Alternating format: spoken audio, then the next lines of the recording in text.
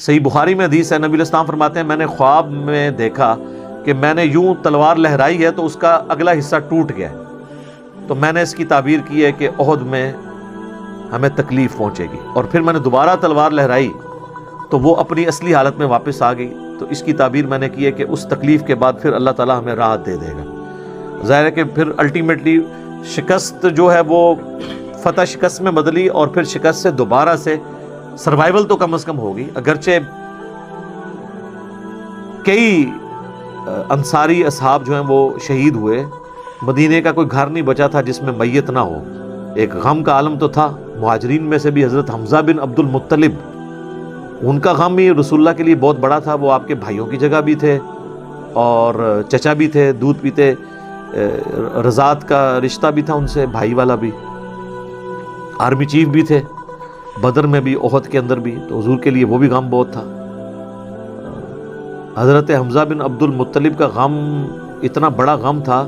کہ صحیح بخاری میں ایک پورا چیپٹر ہے غزوہ احد کے چیپٹر کے اندر نا، اس کا عنوان ہی ہے حضرت حمزہ بن عبد المطلب کی شہادت، اور اس میں وہ لمبی حدیث ہے وحشی کے بارے میں۔ دو تابعین جو ہے وہ وحشی کو ملنے کے لیے جاتے ہیں، وہ شام میں شفٹ ہو چکے ہوتے ہیں، اور ان سے جا کے حضرت حمزہ کا قتل کے بارے میں پوچھتے ہیں، تو وحشی بتاتے ہیں کہ جی میری یعنی ڈیوٹی لگائی گئی تھی جبیر بن مطعم کی طرف سے۔ خیر وہ جبیر بن مطعم بعد میں وہ بھی مسلمان ہو گئے، وہ بھی صحابی ہیں، اور ہند جو بیوی تھی ابو سفیان کی، اس نے اپنے باپ کا بھائیوں کا بدلہ لینا تھا، تو وہ کہتے ہیں میں ایک پتھر کے پیچھے چھپ گیا اور میں انتظار میں رہا کہ میں موقع ملتے ہی، سامنے آ کے وہ نہیں لڑا، اس نے چھپ کے جو ہے نا وہ نیزے کا وار کیا، اور وہ کہتے ہیں ناف والی جگہ پہ میں نے نیزہ مارا اور وہ آر پار ہو گیا، اس کی وجہ سے حضرت حمزہ کی ڈیتھ ہو گئی۔ اور پھر کہتے ہیں میں جب مسلمانوں کو اللہ نے غلبہ دیا تو میں مکہ بھی چھوڑ کے یعنی فتح مکہ کے بعد طائف چلا گیا، طائف میں نے سکونت اختیار کر لی، تو بالآخر طائف میں بھی اسلام پہنچ گیا، وہاں کے قبائل نے بھی اسلام قبول کر لیا، چاروں ناچار میرے پاس کوئی حل نہیں تھا، تو مجھے میرے ساتھیوں نے کہا کہ رسول اللہ معاف کرنے والے ہیں، تم حضور کے سامنے پیش ہو، اللہ تعالیٰ تمہاری غلطی معاف کر دے گا، تو میں بھی ان لوگوں کے ساتھ چلا گیا۔ اب وہ نبی علیہ السلام کے سامنے پیش ہوئے، صحیح بخاری کے الفاظ ہیں کہ نبی علیہ السلام نے پوچھا واشی، کہا یا رسول اللہ واشی ہوں، قاتل حمزہ، کہا یا رسول اللہ۔ آپ امیجن کریں، آپ فرمایا کہ واشی تیرا جو یہ عذر ہے میں اس اعتبار سے اسلام قبول کرتا ہوں، لیکن کیا تم یہ کر سکتے ہو کہ مجھے اپنی شکل دوبارہ نہیں دکھانی؟ اچھا یہ حضور کا ہی حوصلہ تھا، ادروائز تو اس کا گھاٹا اترنا چاہیے تھا،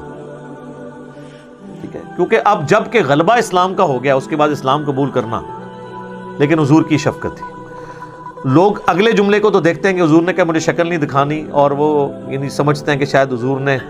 سختی کی ہے یا ایک فنیٹک اپروچ ہے، ایسا نہیں ہے۔ آپ دیکھیں کسی کی جان بخشی ہو گئی ہے، یہ چھوٹی بات ہے۔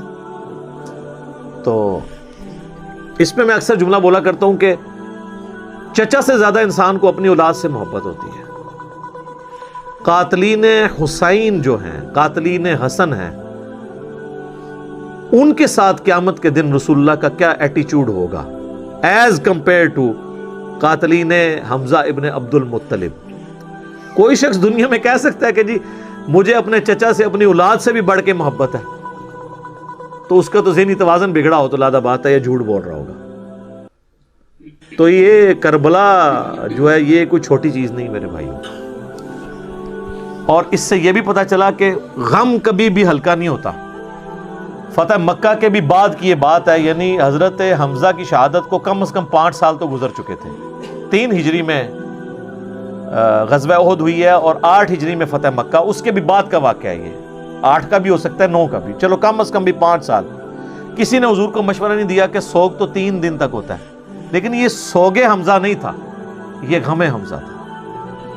ہم اختلاف کرتے ہیں سوگ حسین سے، غم حسین تو قیامت تک جاری رہے گا، جس میں یہ پیٹنے والا ماتم والا معاملہ نہ ہو، بلکہ حسین علیہ السلام کی اس دعوت کو یاد کیا جائے۔ خیر حضرت وحشی کہتے ہیں، ظاہر ہے ہم تو ان کا احترام سے نام لیں گے، صحابی تو ہیں، وہ کہتے ہیں کہ مجھے پوری زندگی اس بات کا غم تھا اور میں اللہ سے دعا کرتا تھا کہ اللہ مجھ سے نہ کوئی بڑا کام کروانا۔ تو بخاری کے الفاظ ہیں، وہ کہتے ہیں جب مسیلمہ کذاب نے دعوی نبوت کیا تو میں نے اللہ سے دعا مانگی کہ اللہ میں نے اسلام کے سب سے بہترین شخص کو قتل کیا تھا، یعنی حمزہ کو، اس میں کوئی شک نہیں ہے، میرا تو اجتہاد ہے، اگر حضور کی وفات کے وقت حضرت حمزہ زندہ ہوتے نا تو پہلا خلیفہ حضرت حمزہ نے بننا تھا، کیونکہ خلفائے راشدین جب موجود تھے، جب تک خلیفہ راشد نہیں وہ بنے تھے ابو بکر، عمر، عثمان و علی، ان کی موجودگی میں بھی حضور نے اپنا آرمی چیف حضرت حمزہ کو بنایا ہوا تھا۔ بدر میں حضرت ابو بکر، عمر، عثمان و علی میں سے تو کوئی نہیں تھا حضور کی طرف سے آرمی چیف، یا حضور ظاہر ہے حضور علیہ السلام کو تو میدان جنگ میں وہ نہیں آنے دیتے تھے، خیمہ پیچھے لگاتے تھے۔ احد میں تو چونکہ کافر آپ کے خیمے تک پہنچ گئے نا، اس لیے پھر آپ کو فرنٹ سے لیڈ کرنا پڑا، ادروائز بدر و احد میں آپ خود آگے جا کے نہیں لڑے۔ اور حنین کے موقع پر بھی 12,000 کا لشکر تھا اور صرف 80 بندے رہ گئے تھے، صحیح بخاری میں آتا ہے 12,000 میں سے، اور حضور اکیلے آگے جا رہے ہیں۔ اور پھر آپ کی دلیری کی وجہ سے آپ نے، بخاری کے الفاظ ہیں، آپ نے زمین سے یوں مٹھی بھری مٹی کی اور یوں کافروں کی طرف بھیجی، اور قرآن میں اس کا ذکر ہے وَمَا رَمَيْتَ إِذْ رَمَيْتَ وَلَكِنَّ اللَّهَ رَمَى، اے نبی جب تم نے وہ کنکریاں پھینکی تھی وہ تم نے تو نہیں پھینکی تھی، وہ تو اللہ نے پھینکی تھی، بس وہ مبارک ہاتھوں کی برکت تھی۔ جب آپ نے یوں مٹی پھینکی تو سامنے جو قبیلہ حوازن کے لوگ جن کے تیروں کا مقابلہ کوئی نہیں کر سکتا تھا، ہر ایک کی آنکھ تک وہ کنکر پہنچا، اور وہ اندھے ہو گئے، اور حضور فرنٹ سے لیڈ کرتے ہوئے انا النبی لا کذب، میں نبی ہوں اس میں کوئی شک نہیں، میں عبد المطلب کا بیٹا ہوں اس میں کوئی شک نہیں، یہ آپ علیہ السلام یہ اشعار پڑھتے ہوئے آگے گئے۔ تو نبی صلی اللہ علیہ وآلہ وسلم کے لیے حمزہ ابن عبد المطلب کی بڑی اہمیت تھی۔ تو اب واشی کہتا ہے جب مسیلمہ کذاب نے دعوی نبوت کیا تو میں نے اللہ سے دعا مانگی۔ دیکھیں اللہ تعالیٰ سب کی دعائیں سننے والا ہے، اور میں نے کہا یا اللہ مجھے موقع دے، میں اسلام کے بہترین شخص کو میں نے قتل کیا ہے تو میں اسلام کے بدترین دشمن کو بھی میں ہی قتل کروں۔ دیکھیں اسلام کا بدترین دشمن وہی ہو سکتا ہے نا جس نے دعوی نبوت کیا ہو اور مسلمانوں کی جمعیت توڑ دی ہو اس وقت میں جب حضور کی ڈیتھ ہو چکی ہے، لیڈر جا چکا ہے، اور پیچھے مینجمنٹ کو کمزور کرنے والی بات ہے ہزاروں لوگوں کا مرتد ہو جانا۔ تو وہ کہتے ہیں کہ میں جب جنگ یمامہ کے لیے ندا کی گئی تو میں بھی اس لشکر میں شامل ہوا، اور میں نے اپنے وہی نیزہ جس سے حضرت حمزہ کو مارا تھا، سر عمر سیریز میں انہوں نے یہ سین فلمائے ہیں، وہ نکالا اور اللہ سے مانگا، اور کہتے ہیں میں نے دیکھا کہ وہ گھنگریالے بالوں والا جو ہے وہ اونٹ کی رنگت کا اس کا جسم وہ دیوار کے ساتھ ٹیک لگائے ہوئے کھڑا ہے، تو میں نے پوچھا کہ وہ مسیلمہ کذاب کون سا ہے، تو انہوں نے بتایا یہ ہے۔ انہوں نے دور سے اس کو مارا، ان کا نشانہ تو بڑا زبردست تھا، تو وہ مارا گیا اور گر پڑا زمین کے اوپر اس نیزے کے وار سے۔ پھر ایک انصاری صحابی نے آگے بڑھ کے اس کی گردن کاٹ دی۔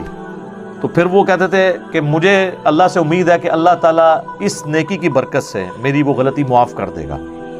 ٹھیک ہے۔ ویسے تو اسلام لانے ہی غلطی معاف کر دیتا ہے، صحیح مسلم میں حدیث ہے کہ ایمان لانا پچھلے کے گناہوں کو معاف کر دیتا ہے، لیکن سر کچھ گناہ بہت بڑے لیول کے ہوتے ہیں، اس کے لیے بہت بڑے لیول کی نیکی چاہیے ہوتی ہے اس کی کمپنسیشن کے لیے، چونکہ حضور بھی تو اس اعتبار سے تو حضرت باشی حضور کے سامنے نہیں آتے تھے نا، اور یہ کتنی بڑی ان کے لیے تکلیف دہ چیز تھی کہ جس نبی کا کلمہ پڑھا ہے وہ کہہ رہے ہیں مجھے شکل نہیں دکھانی۔ آپ اس تکلیف کو سوچ سکتے ہیں۔ ہاں اب میں یہ سمجھتا ہوں، اللہ سے امید کرتا ہوں کہ قیامت والے دن حضرت باشی حضور کے سامنے اس اعتبار سے پیش ہو سکتے ہیں کہ مجھ سے یہ غلطی ہوئی تو یا رسول اللہ دیکھیں آپ کے سب سے بڑے دشمن کو بھی میں نہیں قتل کیا، تو یہ بہت بڑی سعادت ان کو ملی۔